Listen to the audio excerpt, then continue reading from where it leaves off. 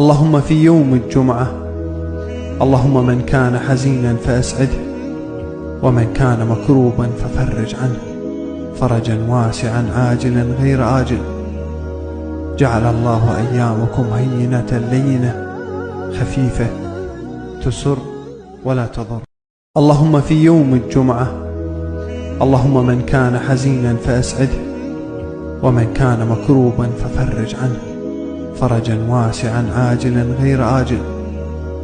جعل الله أيامكم هينة لينة خفيفة تسر ولا تضر. اللهم في يوم الجمعة، اللهم من كان حزينا فأسعده، ومن كان مكروبا ففرج عنه فرجا واسعا عاجلا غير آجل.